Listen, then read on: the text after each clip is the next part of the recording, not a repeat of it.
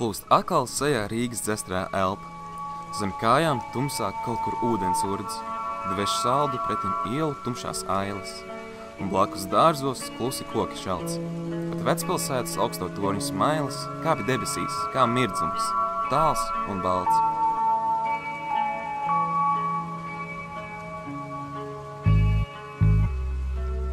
Auto. Visiem tik auto. Izvert, kas benzīnu zilu kā miglu, izdod, ka žiglu un īdzīgi. Urkšķiem sivēnam līdzīgi.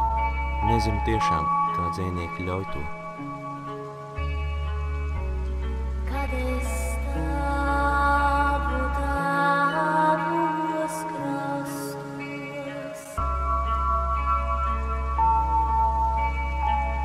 Kur savu sirdi lai lieku?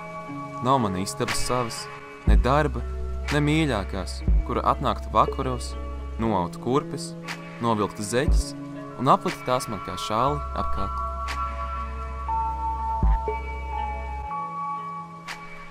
Bulvāros.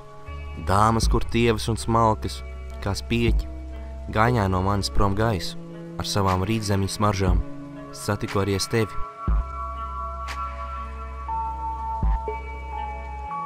Nomalas dzertuvē, melnā un netīrā, kā viņas viesi, sēdēju kopā ar draugiem un dzēru.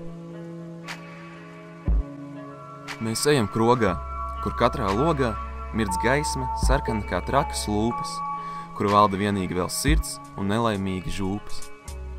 Kad es stāvu tāvos krastos.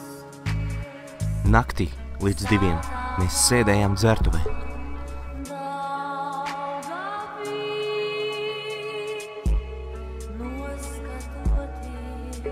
Es satiku jaunkundzi, glītu un veiklu, kā mēli, kā spēlējot vījoles lociņu.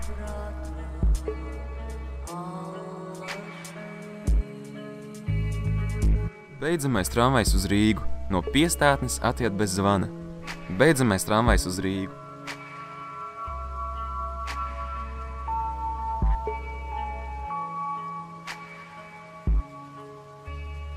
Brīvības bulvārs var būt lepns uz sevi.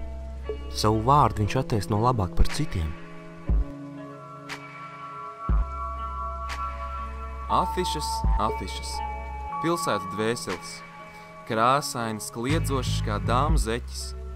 Afišas, afišas, pilsētu sakraments, izrāžu, bāru un mītņu kalendārs.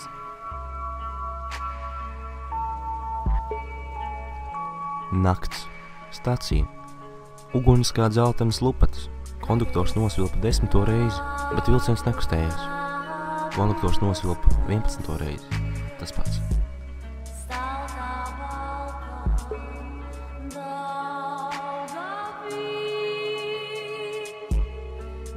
Marijas iela, žīdu un nakstauriņu monopoliskā iela. Atļauj man apdziedāt tevi, pantos garos un slaidos kā žirafu kaklu.